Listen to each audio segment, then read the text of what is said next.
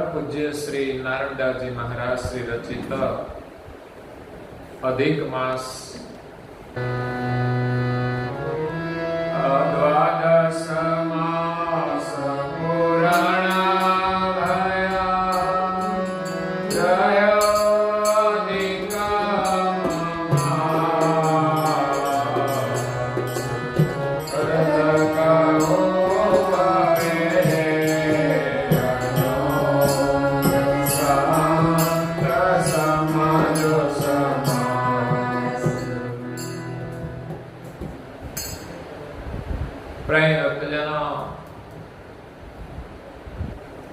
ज्ञान संप्रदाय स्थापक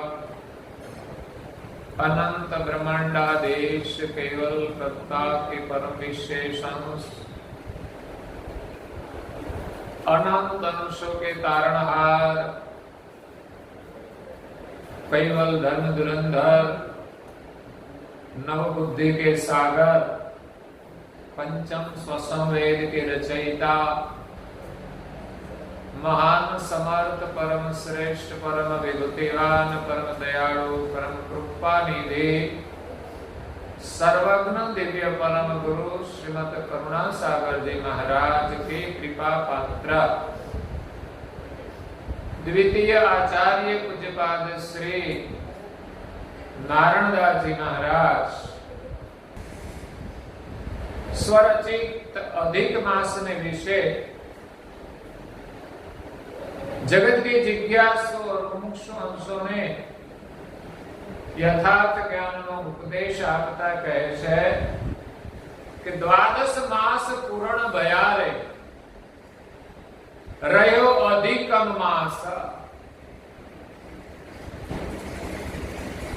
प्रयोजनो अपनी भारतीय संस्कृति में खगोल विज्ञान ना आधारे अपने त्या समय पत्रक छे गुजराती महीना अपना खगोल विज्ञान ना आधारे बनावेला छे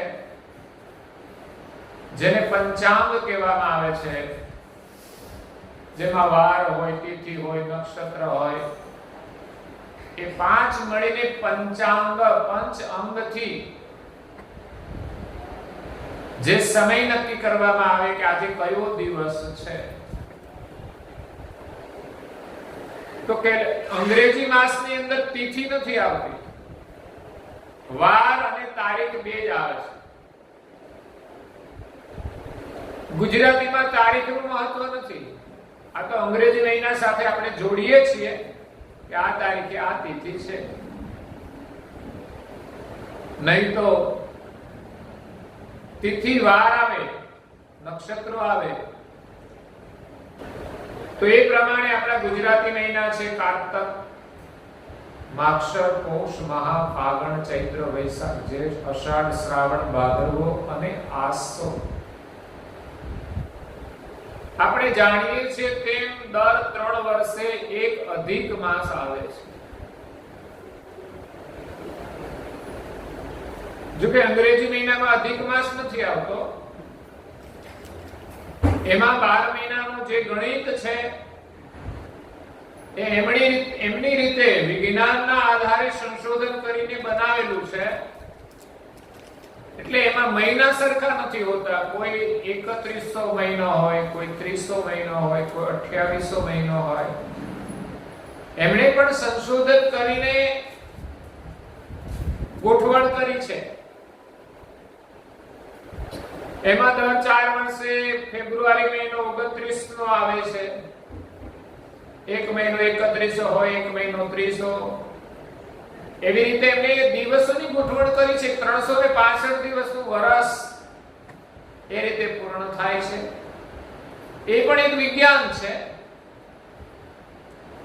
પણ આપણું વિજ્ઞાન જે છે ખગોળશાસ્ત્ર સાથે જોડાયેલું છે જે અંતરિક્ષમાં પૂર્ણિમા અને અમાસ મહિનામાં એકવાર આવતા હોય છે જો વધારાનો મહિનો ના હોય તો વર્ષમાં 12 વખત જ પૂર્ણિમા આવવી જોઈએ.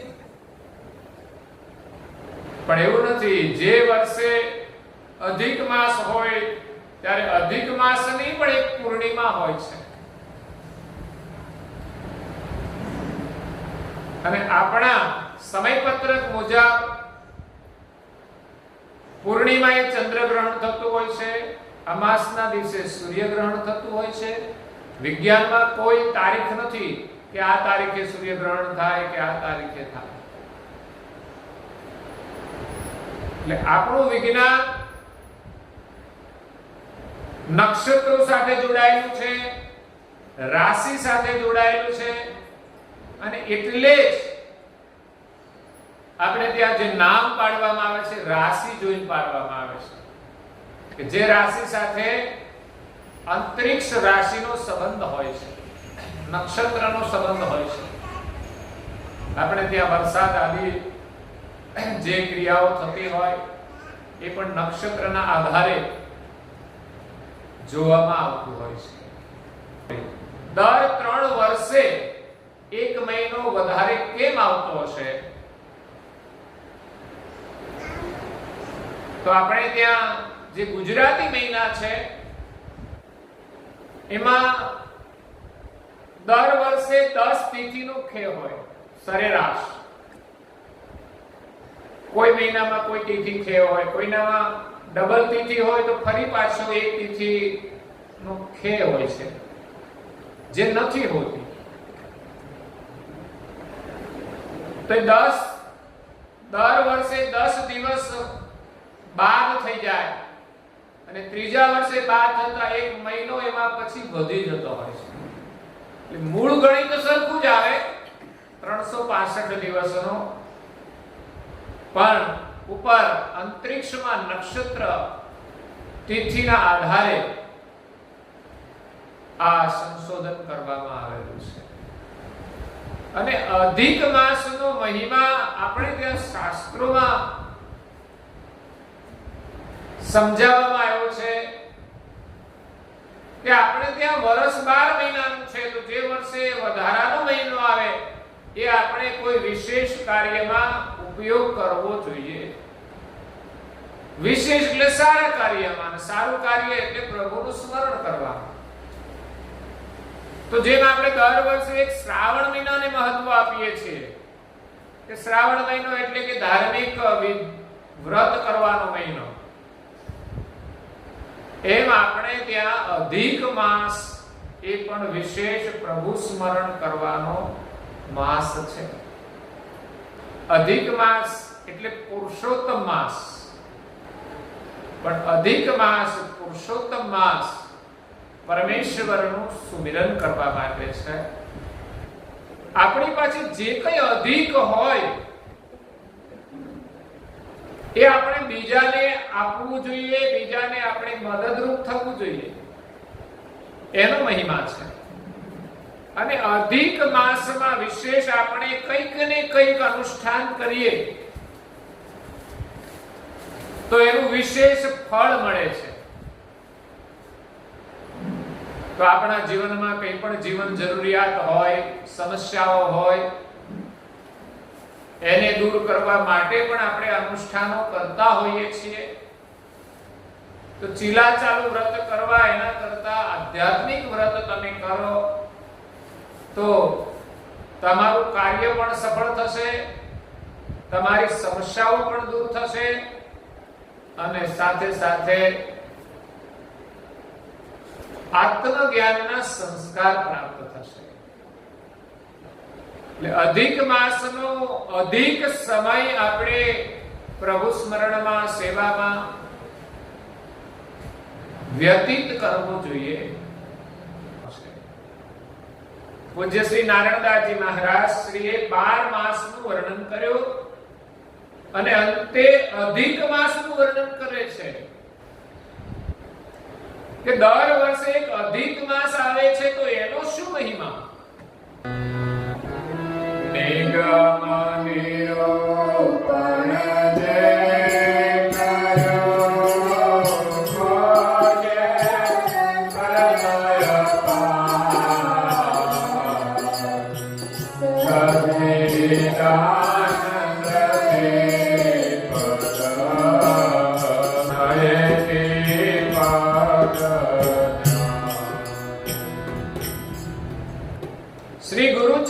ની વાર્તા પૂજ્ય શ્રી નારદદાસજી મહારાજ શ્રી અધિક માસનું વર્ણન કરતા કહે છે કે નિગમ નિરૂપણ જે કર્યું, ખોજે અર્થ અપાર, વેદોએ આ જગતની અંદર જગતની ખોજ કરી અને જે કંઈ વર્ણન કર્યું, ખોજે અર્થ અપાર, એને બહુ જ ખોજ કરી છે. એની અંદર આ સૃષ્ટિની રચનાનું અપાર વર્ણન છે, અર્થ સહ. અને એમાં સદ ચિદ આનંદ એ ત્રિપદ નયતિ પદ ન્યાર, ચાર વેદનો સાર સદ ચિદ और आनंद છે.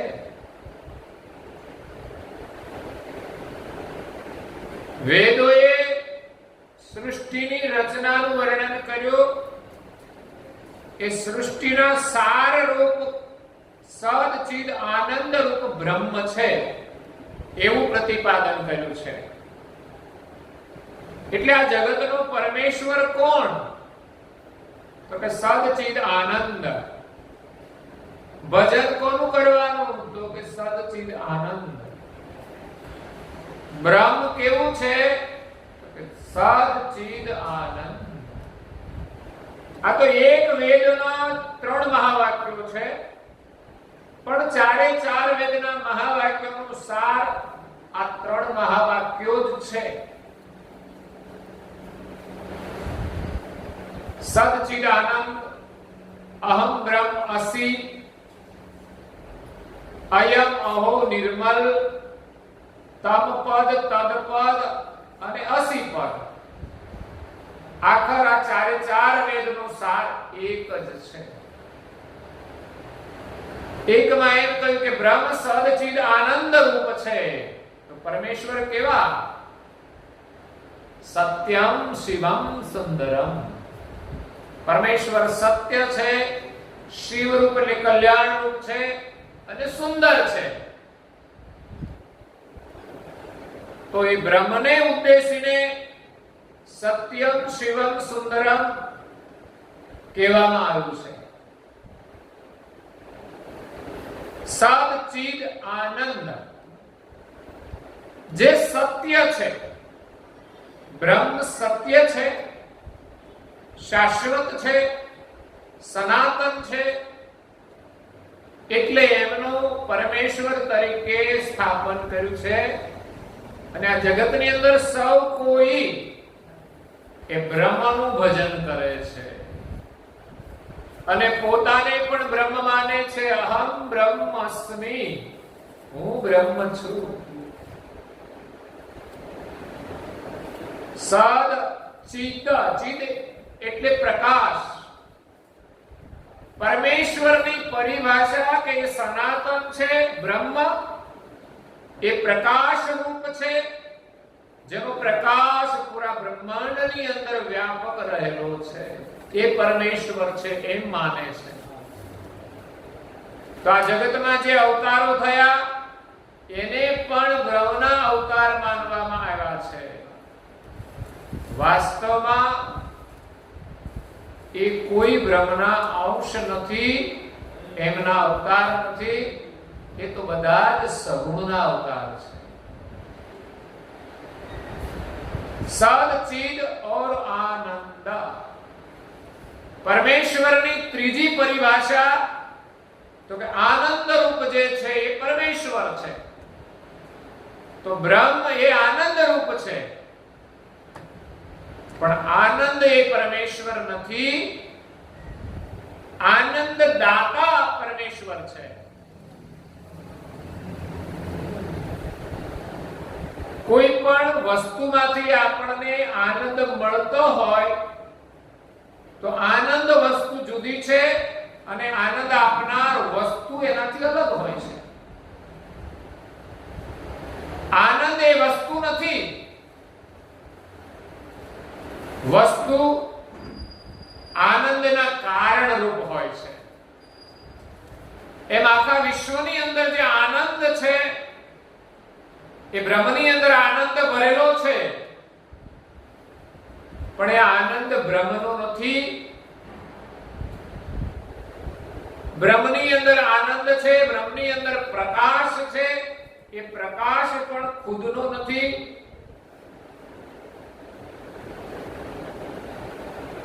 અને બ્રહ્મ સત્ય છે.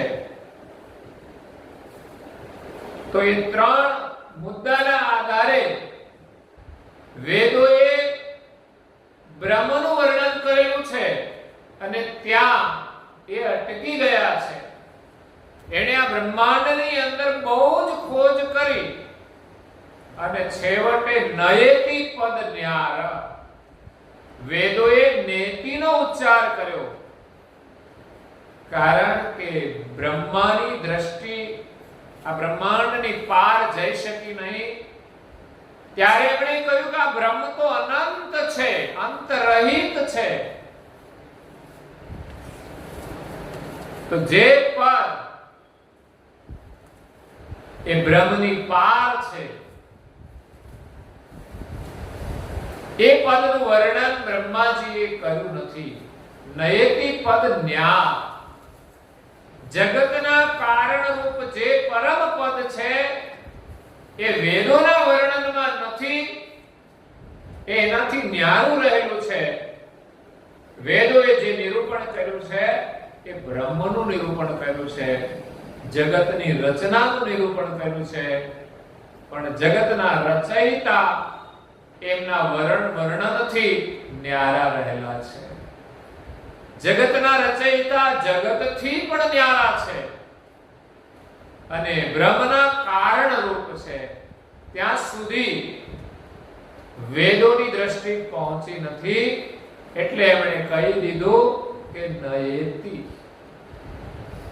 ઘણા સંત મહાપુરુષો પણ કહે છે કે પરમેશ્વરનું યથાર્થ વર્ણન વેદો પણ કહી શક્યા નથી, છતાં પણ સગુણ અવતારોને ઈષ્ટ માને છે, સગુણ અવતારોને બ્રહ્મ માને છે. બ્રહ્મનું વર્ણન તો વેદોએ કર્યું છે. એના એ જ લોકો પાછા એમ કહે છે કે વેદો એમના વિશે કહી શક્યા નથી, પણ જે નથી કહી શક્યા એમને જગતના લોકો જાણતા નથી. પૂજ્ય શ્રી નારાયણદાસજી મહારાજ શ્રી કહે છે, બ્રહ્મ પુરુષ પ્રકૃતિ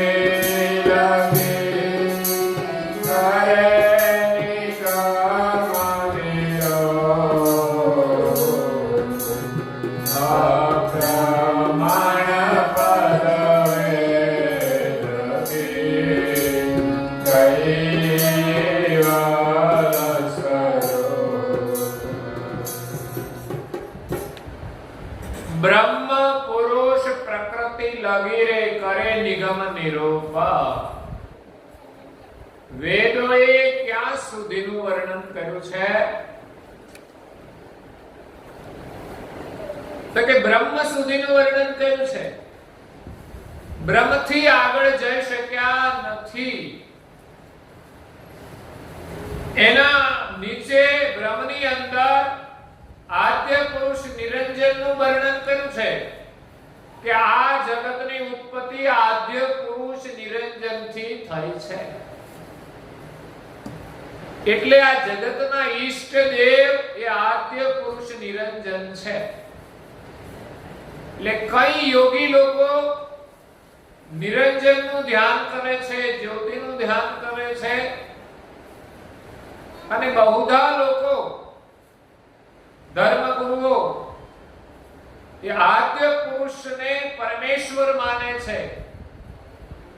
કારણ કે વેદોએ બ્રહ્મનું વર્ણન તો કર્યું, એને પરમેશ્વર રૂપ માને છે, પણ આખર એમણે કહી દીધું કે બ્રહ્મ અકર્તા છે. તો પછી કર્તા તરીકે એનું સ્થાપન જગતમાં થઈ શકે નહીં.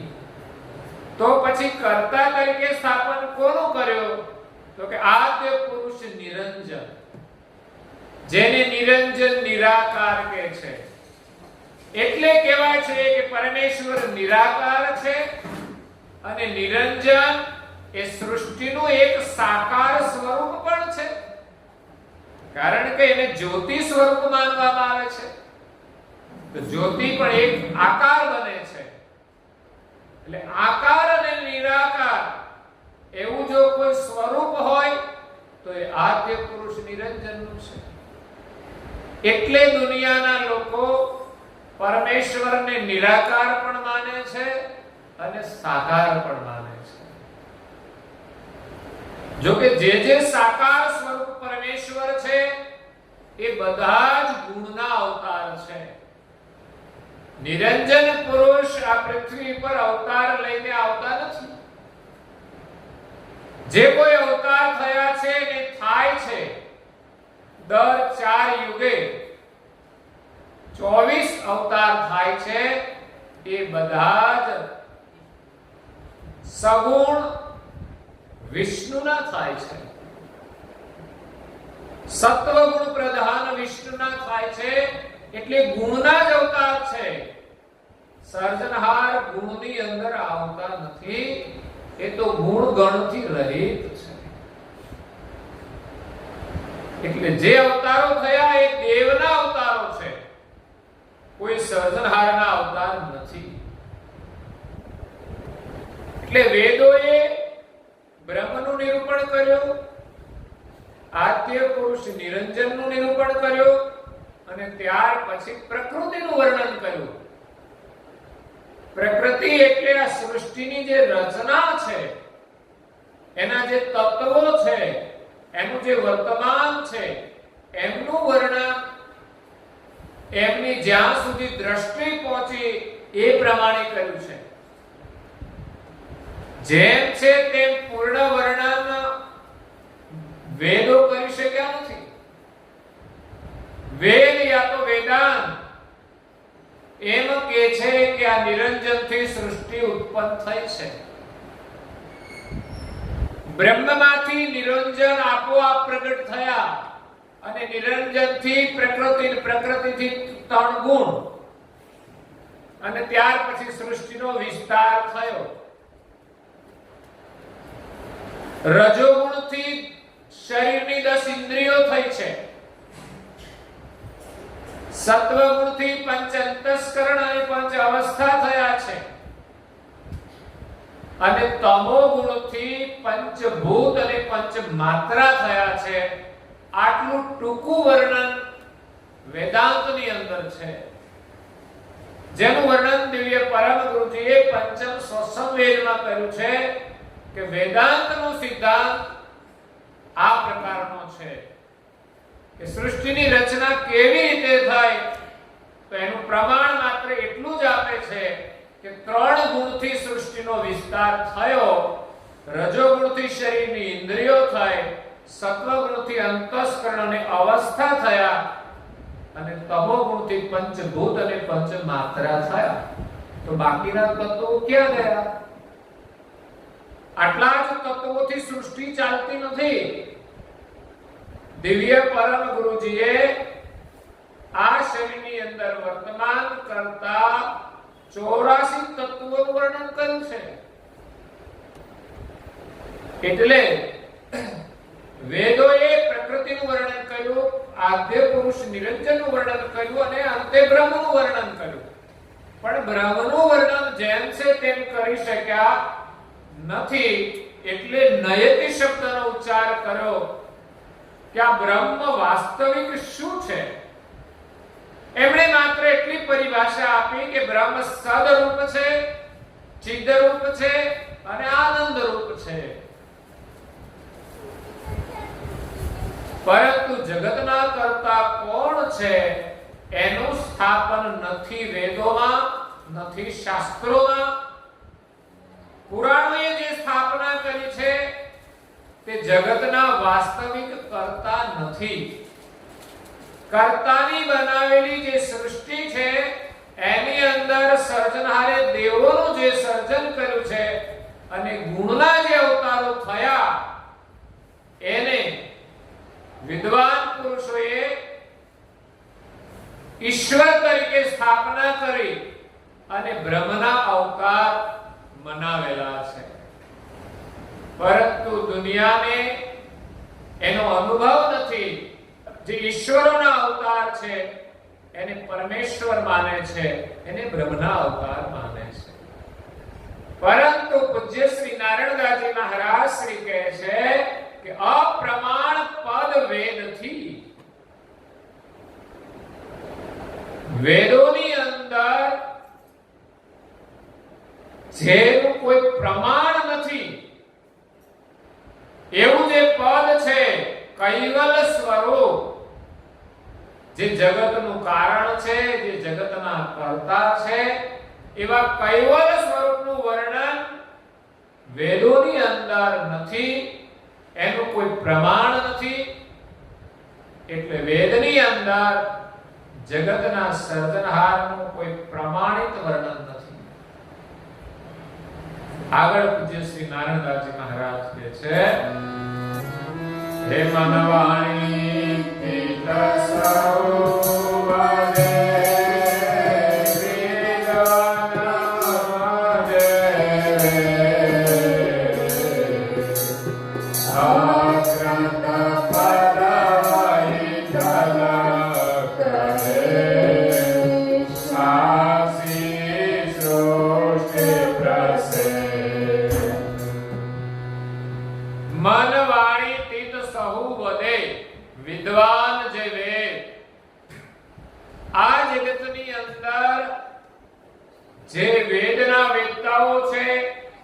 જે જ્ઞાની પુરુષો છે, જે વિદ્વાનો છે, એ સૌ કોઈ એમ કહે છે કે આ જે બ્રહ્મપદ છે એ મન વાણીથી તીત છે.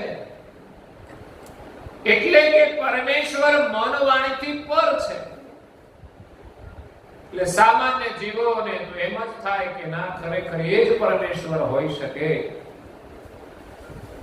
અકૃત પદ વહિતલ કહે, પરંતુ જે મનવાણીથી તીત પદ છે એ બ્રહ્મનું જે વર્ણન કર્યું છે તે બ્રહ્મ અકર્તા છે. એનાથી સૃષ્ટિ ઉત્પન્ન થઈ શકતી નથી. અકર્તા કોને કહેવાય? કે જેના અંદરથી કોઈ વસ્તુ સર્જન થઈ શકે નહીં. તો બ્રહ્મ અકર્તા છે કે જેની અંદર સૃષ્ટિ સર્જન કરવાનું સામર્થ્ય નથી. વહિતલ છે, વહિતલ. વહિતલનો મતલબ વ્યંઢળ છે, નપુંસક છે. દેશી ભાષામાં જેને હિજડાથી સંબોધન કરવામાં આવે છે કે જેની અંદર સંતતિ ઉત્પન્ન કરવાનું સામર્થ્ય નથી, એટલે એને નપુંસક કહેવાય છે. એમ બ્રહ્મની અંદર કર્તૃત્વ શક્તિ નથી, એટલે નપુંસક છે, અકર્તા છે, અચેત છે, સંકલ્પ રહિત છે. સાક્ષી સૃષ્ટિ પ્રસે, છતાં પણ દુનિયાના લોકો એ બ્રહ્મને સૃષ્ટિ ઉત્પત્તિનું કારણ માને છે. એક બાજુ વેદ કે છે બ્રહ્મ અકર્તા છે, છતાં પણ દુનિયાના વિદ્વાનો, વક્તાઓ ઈશ્વરના અવતારને બ્રહ્મ માને છે ને બ્રહ્મને પરમેશ્વર માને છે. બ્રહ્મથી સૃષ્ટિ આપોઆપ ઉત્પન્ન થઈ છે, પરંતુ આ વાતો અનુભવ વગરની છે. આપોઆપ કોઈ વસ્તુ થઈ શકતી નથી. એના માટે દિવ્ય પરમ ગુરુએ પંચમ સ્વસંવેદની અંદર વિસ્તારથી દ્રષ્ટાંત સાથે વર્ણન કર્યું છે. કે આપોઆપ કોઈ વસ્તુ બની શકતી નથી. કોઈને ત્યાં આપોઆપ સંતાનની પ્રાપ્તિ થતી નથી.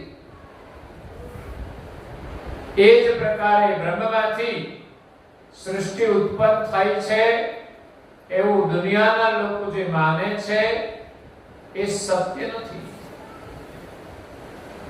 આગળ પૂજ્ય શ્રી નારાયણદાસજી મહારાજ કહે છે પ્રસન્નહારતે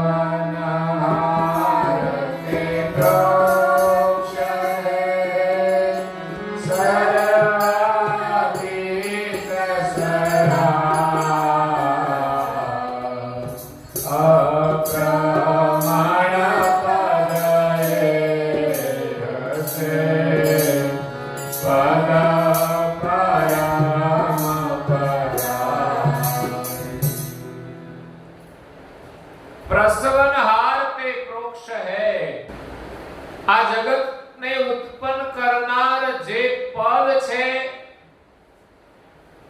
એ કોઈની દ્રષ્ટિમાં પ્રત્યક્ષ રૂપે આવ્યું નથી, એ પરોક્ષ રહેલું છે. એને જાણ્યા સિવાય આ જગતની અંદર બ્રહ્મની સ્થાપના કરેલી છે કે આ જગતની ઉત્પત્તિ બ્રહ્મથી થાય છે. તો પછી બ્રહ્મને અકર્તા શા માટે કહ્યું હશે? ભાવાભાવથી રહિત છે. તો જેની અંદર કોઈ ભાવ જ ન હોય એમાં કશું થઈ શકે? ઘરમાં તમે જોજો ને, ઘરમાં ભાવ ના હોય ત્યારે જોજો કશું કામ થાય? ભાવ વગર કઈ થતું નથી. ઊભા થવું હોય તો ભાવ જોઈએ, બેસવું હોય તો ભાવ જોઈએ. નહીં તો ઘણા લોકો કે બેસો ને, પણ ભાવ ના હોય તો લોકો બેસે. ભાવ વિના કશું થતું નથી. જમીનની અંદર બીજ તો ઘણા છે, પણ પાણી રૂપી જો ભાવ ના હોય તો એમાંથી કોઈ બીજ ઉદય થઈ શકતું નથી. પૃથ્વીમાં અસંખ્ય બીજ છે. વરસાદ થાય ત્યારે આખી પૃથ્વી લીલીછમ થઈ જાય છે.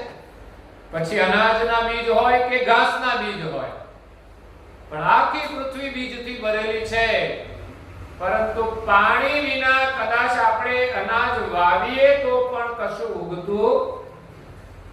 એટલે ઘરમાં આપણે કંઈક કરવું પડશે. કર્યા વગર કંઈ થવાનું આપણને હોય ભગવાનના આશીર્વાદથી બધું થઈ જાય સારું, પણ તમે જેટલું કરશો એટલું જ થશે.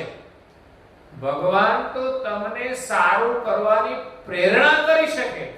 હે ભગવાન, અમને શક્તિ આપો, પ્રેરણા આપો, પરંતુ કરવું તો આપણે જ પડશે. એ આવીને આપણું કંઈ કામ ન કરી જાય. એ બધું જ આપણું કરે છે. આપણું શરીર એ તો ચલાવે છે, આ જગતને એ તો ચલાવે છે. આ પંખા ફરે છે, કોણ ફેરવે છે? આપણે ફેરવીએ છીએ. આ તો એમની રચના છે. આપણે ચાલીએ છીએ, બોલીએ છીએ, જોઈએ છીએ, ખાઈએ છીએ, આ બધું કોણ કરે છે? એમના થકી થાય છે. એ જો પાવર ખેંચી લે તો બધું જ બંધ થઈ જાય. એનો પાવર જતો રહે, પછી ખવડાવજો, એક ચમચી પાણી પીવે તો કેવા? કશું નથી થતું. એટલે જગતના જે સર્જનહાર છે, સર્વાતીત સરાય, આ જગતની જે રચના છે એનાથી ન્યારા રહેલા છે. અને દુનિયામાં એવી ભ્રમણા છે કે જગતના જે સર્જનહાર છે એ જગતની અંદર અવતાર લઈને આવે છે, પરંતુ જગતનો કર્તા કોઈ દિવસ જગતની અંદર આવી શકતો નથી. આનું પ્રમાણ આપે છે કે તમે ઘરમાં ભજીયા બનાવ્યા તો બનાવવા વાળી હોય એ ભજીયામાંથી નીકળે ખરી? જે વસ્તુ જેણે બનાવી હોય એની અંદર એ બનાવનાર કદાપી હોઈ શકે.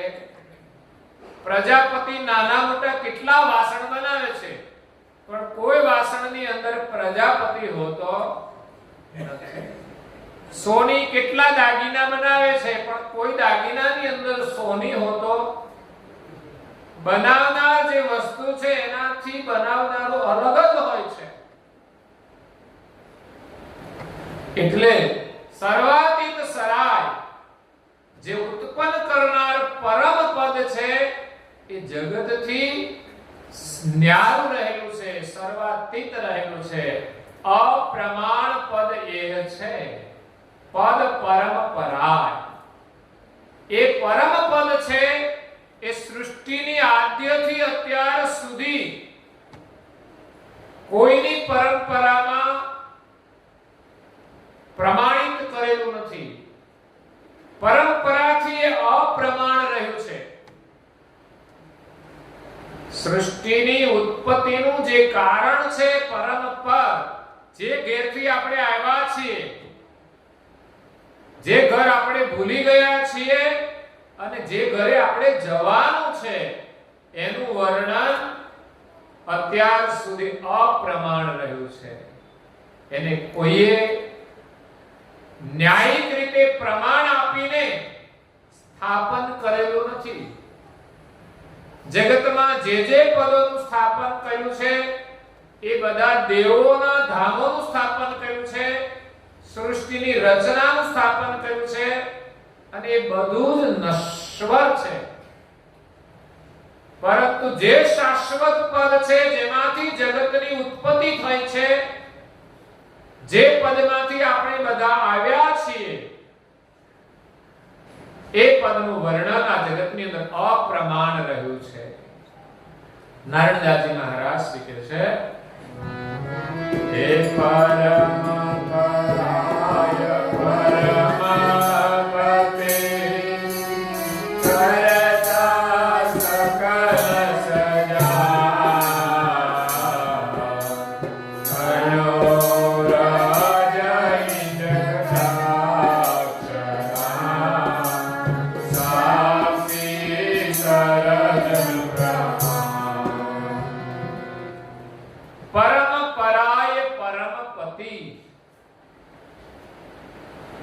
જે બધાથી પર છે, પરમ પરાય, બધાથી પર અને પરમ છે. પરમ મતલબ શ્રેષ્ઠ છે.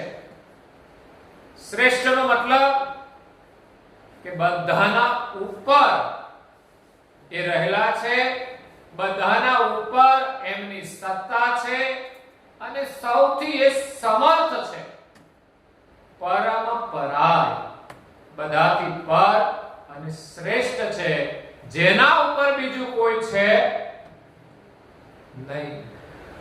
પરમપતિ, આપણા સૌના સર્જનહાર. પરમપતિ, જે આપણા શ્રેષ્ઠ પતિ છે. દુનિયામાં તો ઘણા બધા પતિ હોય, જન્મે જન્મે નવા નવા પતિ ધારણ કરવાના. એ લૌકિક સંબંધ છે. વાસ્તવિક આપણા કોઈ સ્વામી હોય તો એ સર્જનહાર છે. અહીંયા તો કઈ નક્કી નહીં, વીમો ઉતરાવવો પડે અત્યારે લગ્ન કરે તો. ક્યારે બાજી બગડી જાય અને છૂટાછેડા થઈ જાય, કશું કહેવાતું નથી. એક દિવસ સંબંધ જોડાય ત્યારે કેટલો પ્રેમ હોય છે, ભગવાનને પણ ભૂલી જાય. કેટલો બધો પ્રેમ સંસારમાં હોય છે. એવા સરસ વરઘોડા કાઢે છે, શરાબ પીને નાચતા હોય છે. આ ભગવાનને ભૂલીને કામ કરે છે.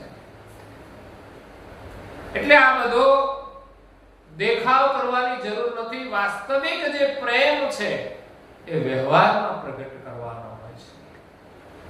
એટલે સંસારની અંદર જે સંબંધો છે એ આજીવન પૂરતા છે. કદાચ ચાલે તો પણ શું, જો કે જે પ્રકારે હોવા જોઈએ એવા તો ભાગ્યે જ ચાલતા હોય છે.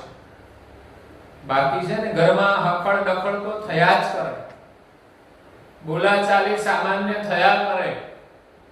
કઈ નહીં તો ખાલી આંખોના ડોળા તો કાઢે જ. બહેનોને ઉઠાવે ને એટલે બોલ બોલ કરે, ભાઈઓ આંખો કાઢે. પરમપતિ સર્જનહાર જેની સાથેનો સંબંધ આપણો શાશ્વત છે.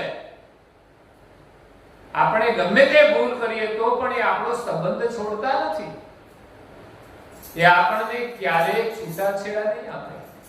આપણે ભલે એને ભૂલીને ગમે એની આરે ફરતા હોઈએ, રખડ્યા હોઈએ, પણ આખર બધેથી થાકીને આપણે પાછા એમના પાસે જવાના. સાચા પતિ આપણા એ છે કર્તા સકલ સજાન. વિશ્વના જે કર્તા છે એ સજાન છે. આ દુનિયાની અંદર જે બધા દેવો છે એ સજાન નથી. એ બધું જ આ જગતની અંદર જાણતા નથી. એ તો તમે જે તે દેવનું જે અનુષ્ઠાન કરો એટલું કાર્ય તમારું થાય. જ્યારે પરમ ગુરુ તો સર્વજ્ઞ છે, સર્જનહાર, સર્વજ્ઞ અને સજાણ જાણ છે. સજાણ જાણ એટલે એનાથી આ દુનિયામાં કશું જ અજાણ નથી. જ્યારે દેવો સજાણ નથી એના પ્રમાણ પણ છે.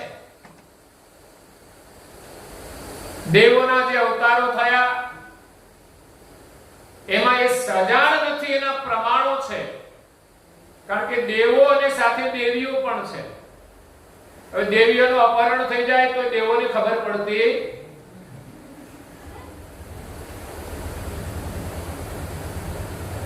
આવી તો ઘણી સમસ્યાઓ છે. પુરાણોની કથા સાંભળીએ તો દેવ એ દેવ છે પણ એ સજાણ નથી, સકર્તા નથી, સર્જનહાર નથી. એને જે કંઈ કામ સર્જનહારે સોંપ્યું છે એથી વધારે કશું કરી શકે નહીં.